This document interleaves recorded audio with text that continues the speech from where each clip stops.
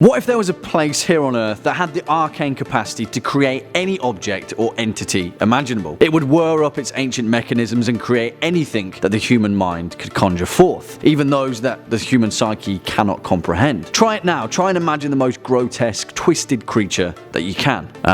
Sorry, we probably shouldn't have done that. Because somewhere hidden away from civilization is a place known only as the Factory, and we should all be careful what we wish for. Hello Internet, and once again welcome back to the most inquisitive channel on YouTube, Life's Biggest Questions. As always, I'll be your disembodied floating voice, Jack Finch, as we punch in the timestamp, begin our shift, and curiously ask the question, what if SCP-001, the Factory, was real?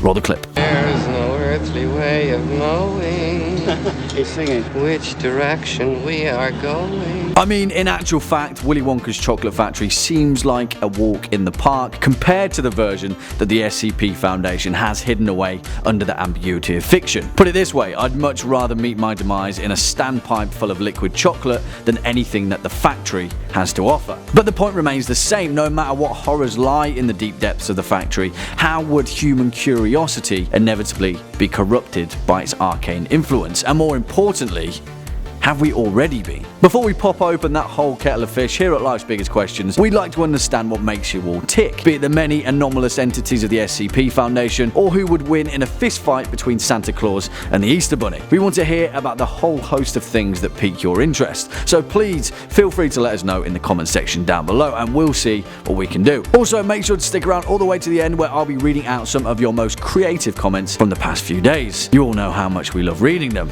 And no, that wasn't sarcasm. You guys are hilarious. Now, briefly, we're going to have to talk about SCP-001 as a whole because it's a doozy. And as the first entry ever entered into the Foundation's 5,000 plus records, it's lived up as its most perplexing perpetual mystery. In short, no one is entirely certain what SCP-001 actually is. Unlike the vast majority of its records, which are single anomalous entities, SCP-001 is a collection of proposals which offer alternate interpretations of what 001 actually could be. In this collection, there are over 30 proposals, and in theory, one, some, all, or none of them could be the real SCP-001. There's the prototype, the lock, the gate, the guardian, the Scarlet King, plus many, many more. And of course, the one that, if you ask me, is the realest real, the Factory. As stated by Dr. Mann, a founding member of the O5 Council, the Factory is the literal foundation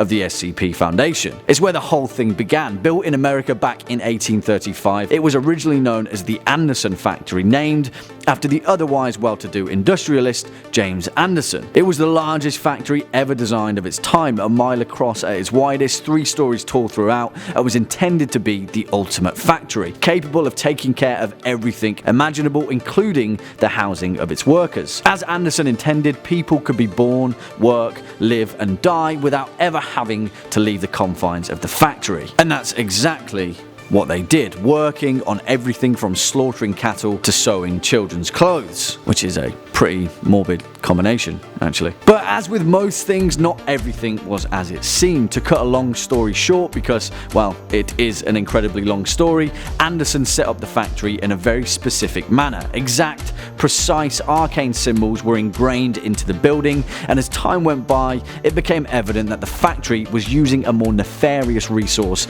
as its fuel: its people. The workers inside were being grotesquely and horrifyingly consumed to serve the factory's purpose, and yet it kept pumping out its product. Ever increasingly anomalous creatures and objects, the vast majority of which now make up the Foundation itself. Eventually, the whole thing came crashing down, and it served as the launching platform for a halcyon version of the SCP Foundation after they defeated the nightmarish horrors that were harbored inside. Well, defeated would be the wrong term. Contained by special protocols. See what I did there? However, as with most things anomalous, there was something more to it, and something that grounds it in our own reality. It's a question that is rapidly approaching our species year by year, and if you've never heard of the term AI Singularity, then picture it as the factory, a vessel with which entities beyond our comprehension are created. Although shrouded in possible truths, one version of the factory's origin is that it is the seed of a rogue AI from the far future, burrowed into our timeline,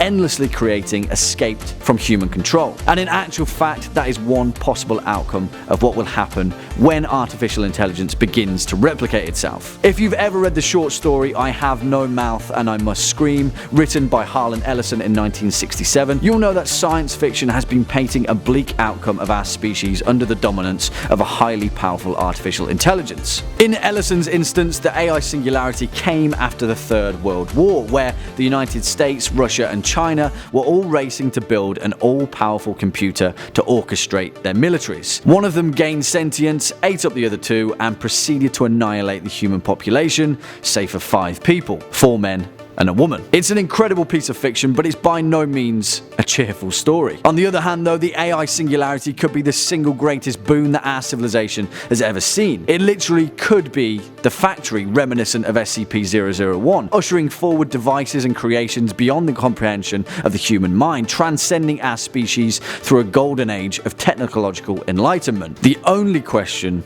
that remains is how that all-powerful intelligence would perceive us. Spooky. Well, there we have it, folks. Let us know your thoughts in the comment section down below. Before we depart, let's read out some of your most creative comments from the past few days. Asriel on Blitz says, I think SCP-682 is cutie, and then one of those old school tongue emojis. Well, Asriel on Blitz, whatever floats your boat, my good buddy. Omar the YouTuber says, who will win SCP-682 or Godzilla? Well, it really pains me to say this, Omar, because I'm a big fan of the King Lizard, but 682 would take the fight.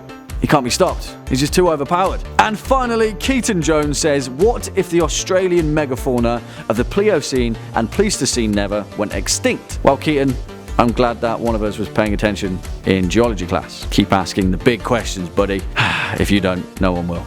Unfortunately, that's all we've got time for in today's video, folks. Cheers for sticking around all the way till the end. As always, I've been your disembodied floating voice, Jack Finch. You've been watching Life's Biggest Questions, and until next time, you take it easy.